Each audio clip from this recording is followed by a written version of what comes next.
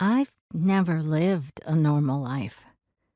At least, not in comparison to people in all those books I've read over the years, or to the characters in those soaps I secretly watch when Mom runs off to the grocery store.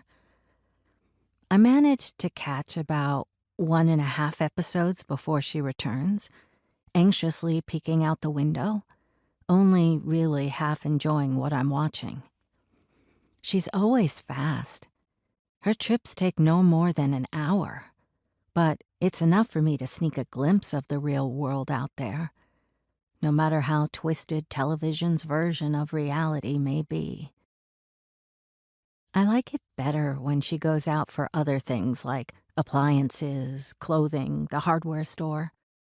That takes more time, but it's also more unpredictable.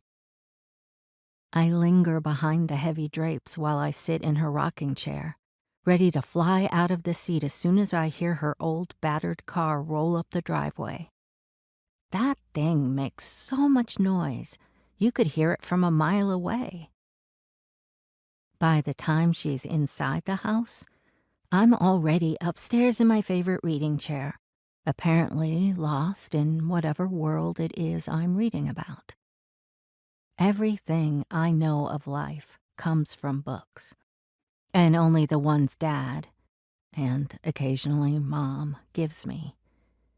I'm not allowed to choose my own, so I end up with an odd mixture of romance novels, children's books, and thrillers.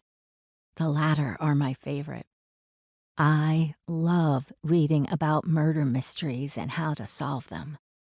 Murder on the Orient Express, Murder on the Nile, The Endless Night, or stories about detectives in New York who solve crimes. My books are my pride and joy. I have titles that are over 70 years old, like the one about Gulliver, who traveled to the strangest countries and returned with the oddest tales about tall and small people. And all of my books are used, often torn and tattered. The oldest ones have notes in them, written in handwriting I can't really read. I've kept them in my bedroom for as long as I can remember, and I've read them all multiple times. Reading those books has shaped my vision of what life out there must be like.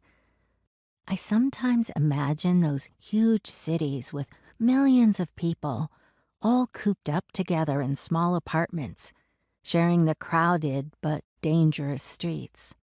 I also dream of places like London or Paris where, according to my books, life is so wonderful that everyone wants to live there. I have a few picture books with images of the Eiffel Tower and Big Ben, and I know what Tower Bridge looks like. I've also seen pictures of the Twin Towers in New York and the Brooklyn Bridge. It's all so perfect